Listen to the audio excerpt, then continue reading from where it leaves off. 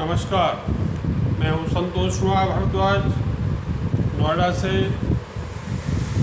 और मैं आपके साथ अपना मेरठ एक्सप्रेस वे पे जो अनुभव हुआ वो शेयर कर रहा हूँ। हम लोग परसों इस रविवार को मेरठ गए थे सुबह के टाइम पर। तो सड़क पर भीड़ भाड़ की संभावना तो बहुत कम थी।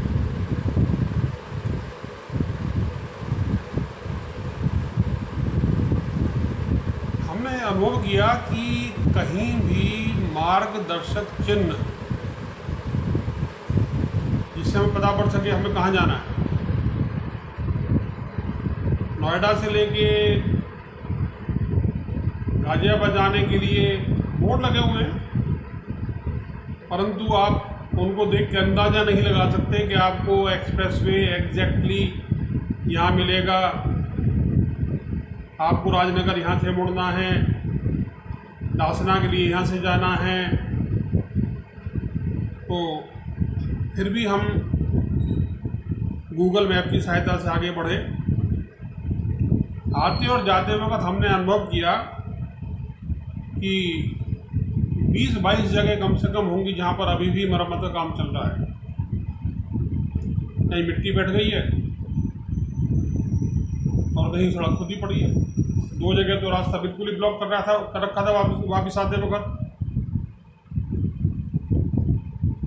70-80 की स्पीड पर भी स्मूथ ड्राइव नहीं थी। हमको मालूम पड़ रहा था कि हम सड़क पर चल रहे हैं, जैसे एक आम सड़क होती है।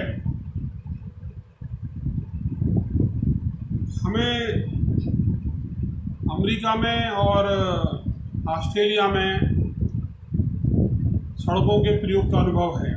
हम लोग मुंबई से पूना भी गए हैं, तो हमें ये महसूस हुआ कि अमेरिका, ऑस्ट्रेलिया और पूना मुंबई एक्सप्रेस हाईवे इसकी तुलना में कहीं बेहतर है।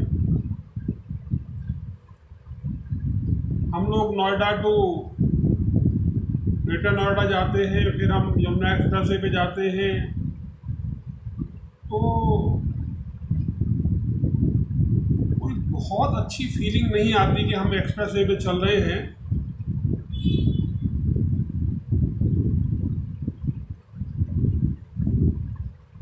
एक चीज़ जो मैंने नोट की अमेरिका में, वो थी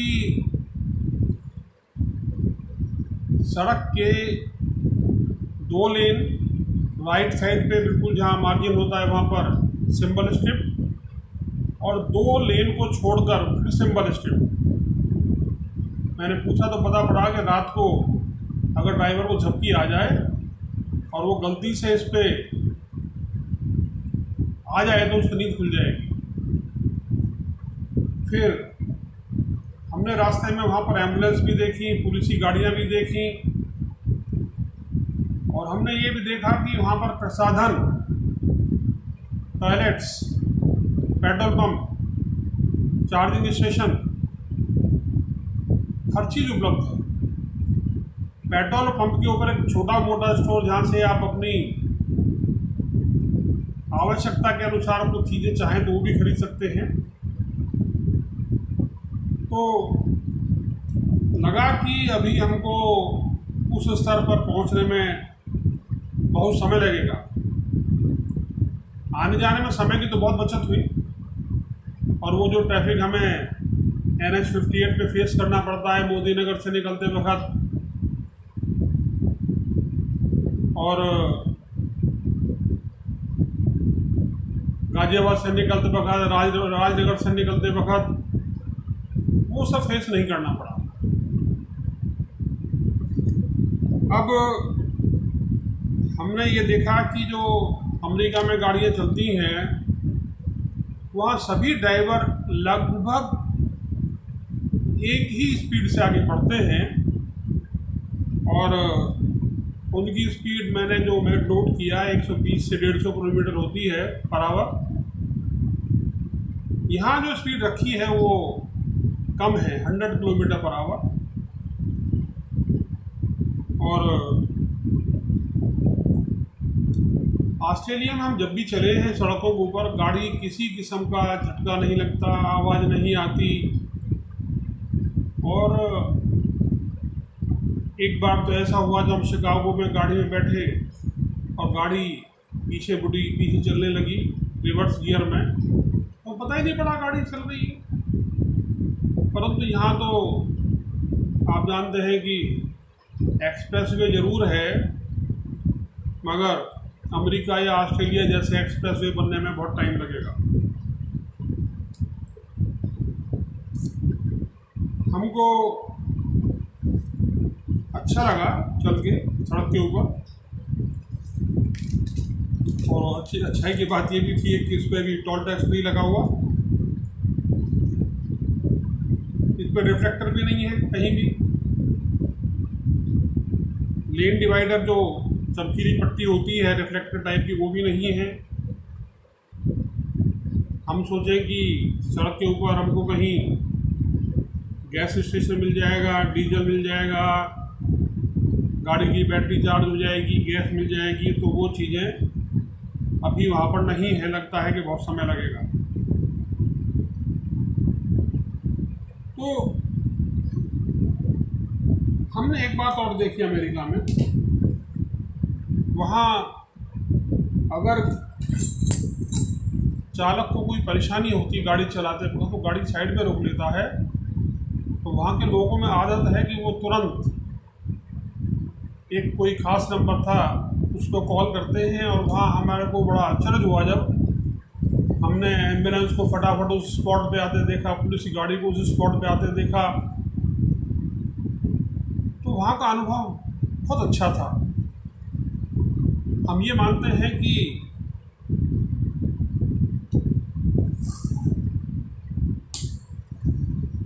नितिन गडकरी एक बहुत योग्य प्रशासक हैं। अभी मैंने एक छोटा सा वीडियो देखा था इनका, तो लगा कि इस व्यक्ति के पास इनोवेटिव स्किल्स भी हैं।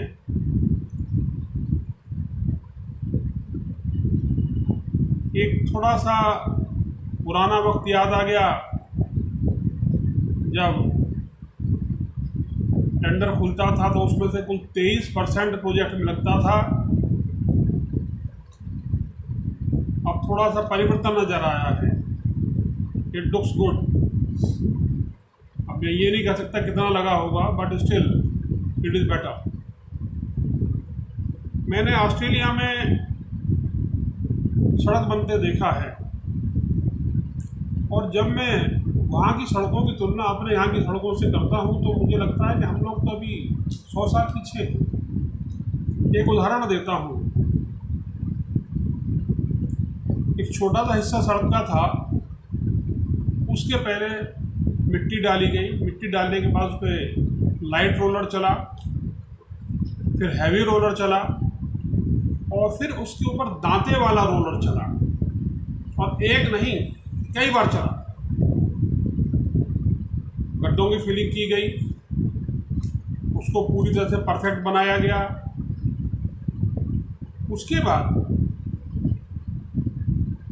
एक हल्की लेयर कंक्रीट की सड़क पर बिछाई गई, उसको 12-14 घंटे एज इट इज छोड़ दिया गया, और उसके बाद उसके ऊपर माइल्ड रोलर, हल्का रोलर चला। उसके बाद उसके ऊपर उस हिस्से को थोड़े टाइम सूखने के लिए छोड़ा गया, और उसके बाद उस पूरे हिस्से के ऊपर लोहे का जाल बिछा दिया गया। उस जाल को बिछाने के बाद सड़क के ऊपर 8 या 9 इंच मोटी कंक्रीट की परत लगाई गई। उस पे एक दिन बाद माइल्ड रोलर चला, फिर सड़क को 2 दिन 3 दिन 4 दिन के लिए सूखने छोड़ दिया गया, और उसके बाद उस सड़क के ऊपर कोलदार की एक बहुत बढ़िया लेयर बिछा दी गई। उसके बाद हमने देखा कि 6 महीने बाद वो जो पहली लेयर थी बहुत स्मूथ थी, गाड़ी में झटका, जर्क, आवाज़ जीरो। फिर 6 महीने बाद जो दूसरी लेयर उस पर सड़क की कोलतार की लगाई गई, उसको देखने के बाद तो it was really wonderful experience, I can never forget this. और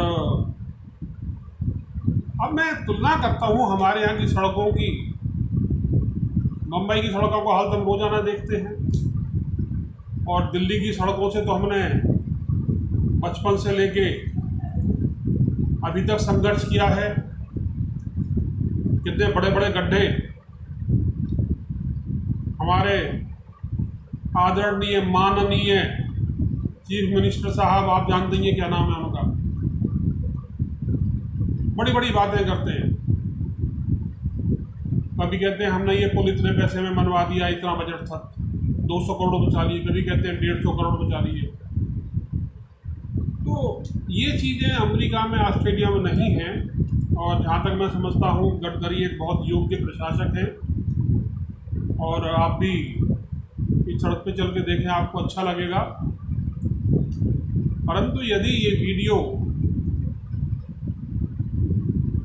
गडकरी तक पहुंच सके, आप भी इसको शेयर करने की कोशिश कीजिएगा, तो मैं समझता हूं कि गडकरी इसको समझकर इसके अंदर ज़्यादा बढ़िया काम करा सकते हैं। बहुत बहुत धन्यवाद, फिर मिलेंगे, नमस्कार।